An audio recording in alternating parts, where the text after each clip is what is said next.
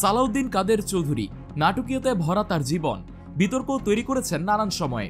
মানবতা বিরোধী অপরাধের মামলায় ট্রাইব্যুনালে দেয়া জবানবন্দিতে সালাউদ্দিন কাদের চৌধুরী কথা বলেছেন তার জীবনের নানা অধ্যায় নিয়ে। টানা 9 কার্যদিবসে ইংরেজিতে দেয়া সেই জবানবন্দির একটি অংশ থাকছে আজকে আমাদের এই আয়োজনে। সাকা চৌধুরী ফাঁসির আগে আদালতকে যা যা বলেছিলেন সেগুলোর বাকি অংশগুলো সহ রাজনৈতিক অঙ্গনের নানা ইতিহাস ও তথ্য পেতে আমাদের চ্যানেলটি সাবস্ক্রাইব করে বেল বাটনটি প্রেস করে রাখুন। সালাউদ্দিন কাদের চৌধুরী বলেন, পোশাকধারী ব্যক্তিদের দ্বারা আমি প্রথম দুর্ব্যবহারের শিকার হই 2007 সালের 4 ফেব্রুয়ারি গ্রেফতারের সময়, যখন তত্ত্বাবধায়ক সরকার ক্ষমতায় ছিল। সে সময় একজন দেশপ্রেমিক সেনা কর্মকর্তা উদ্যতা দেখিয়ে আমার চোখ বেঁধে ফেলে। ধানমন্ডির বাসা থেকে 5 ফুট দৈর্ঘ্য এবং 9 ফুট প্রস্থের একটি সেলে না নেওয়া পর্যন্ত আমাকে ওই অবস্থাতে রাখা হয়। আমার পাশের সেলে আটক ছিলেন আমাদের বর্তমান মাননীয় স্বরাষ্ট্রমন্ত্রী ডক্টর মহিউদ্দিন খান আলমগীর এবং আহম মোস্তফা কামাল। পরের 48 ঘন্টা আমাদের টানা জিজ্ঞাসাবাদ করা হয়। সে সময় আমাদের সামরিক আতিথেয়তা দেয়া হয়। সেটা ছিল 20 মাসের আঘাতের শুরু। রাজনীতিবিদদের শারীরিক নির্যাতনের এই প্রক্রিয়ায় আরও শিকার ছিলেন আব্দুল জলিল, শেখ ফজলুল করিম সেলিম, ওবায়দুল কাদের সহ অনেকেই। নির্যাতনের মাধ্যমে অনেকের কাছ থেকে তাদের নেতাদের বিরুদ্ধে বিবৃতি আদায় করা হয়েছিল। তখন নিপীড়ক সরকারের সহযোগী সংবাদ মাধ্যমে তা ফলাও করে প্রকাশও করা হয়েছিল। প্রত্যেক পেশার মানুষেরই নিজেদের স্বার্থ রক্ষায় সমিতি রয়েছে। আইনজীবী, প্রকৌশলী, চিকিৎসক, এমনকি সরকারি কর্মকর্তাদেরও সমিতি রয়েছে। কিন্তু অসহায় রাজনীতিবিদদের নিজের স্বার্থ রক্ষায় কোনো সমিতি নেই, বরং রাজনীতিবিদরা মাংসাশী প্রাণীর মতো নিজ শ্রেণীর মানুষদের গ্রাস করতে ভূমিকা রাখেন। মরহুম ফজলুল কাদের চৌধুরীর সন্তান হিসেবে জন্মের পর থেকেই রাজনীতির সঙ্গে আমার এক ধরনের সংযোগ ছিল। ভিন্ন মতের রাজনীতিবিদদের মধ্যে সামাজিক যোগাযোগ 70-এর দশক পর্যন্ত ছিল, কিন্তু সমসাময়িক রাজনীতিতে তা আর নেই।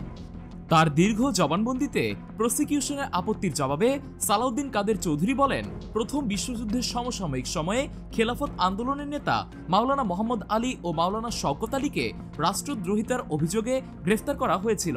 ওই মামলায় ডিফেন্স সাক্ষী হিসেবে মাওলানা মোহাম্মদ আলী 2 মাস 24 দিন নিজের পক্ষে দাঁড়িয়ে জবানবন্দি দিয়েছিলেন। তখন আমরা পরাধীন ছিলাম, অথচ এখন স্বাধীন বাংলাদেশে মাত্র 3 দিন জবানবন্দি দেওয়ার পরেই আমাকে টাইম ম্যানেজমেন্টের কথা শোনানো হচ্ছে। তিনি বলেন, হতে পারে এটাই আমার জীবনের শেষ বক্তৃতা, ফাঁসি দেওয়ার দিবেন, কোনো সমস্যা নেই, কিন্তু আমাকে আমার কথা বলতে দিতে হবে। পুরনো এক প্রবাদ বাক্যের কথা উল্লেখ করে তিনি বলেন, যদি তুমি কাউকে হত্যা করতে না পারো তবে তাকে একটি খারাপ নাম দাও। 2009 সালে আন্তর্জাতিক অপরাধ ট্রাইব্যুনাল আইনের সংশোধনীতে 16 কোটি মানুষকে আন্তর্জাতিক অপরাধ ট্রাইব্যুনাল আইনে অভিযুক্ত করার যোগ্য করা হয়েছে। বঙ্গবন্ধু শেখ মুজিবুর রহমানের ইচ্ছাকে চাপিয়ে আইনে এ সংশোধনী আনা হয়েছে। তিনি বলেন, রাজনৈতিক নিপীড়ন বাংলাদেশের নিয়মে পরিণত হয়েছে।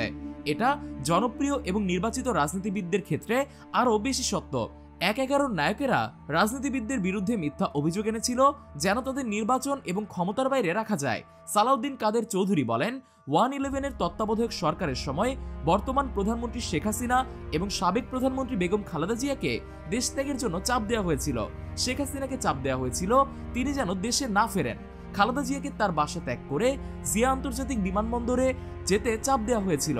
111-এর দস্যুদের এ দুটি প্রচেষ্টাই ব্যর্থ হয়েছিল। এ দুইজন জাতীয় আইকনকে অভিযুক্ত করা হয়েছিল এবং লেফটেন্যান্ট জেনারেল মাসুদ উদ্দিন চৌধুরী প্রতিষ্ঠিত আদালতে তাদেরকে বিচারের সম্মুখীন করা হয়েছিল।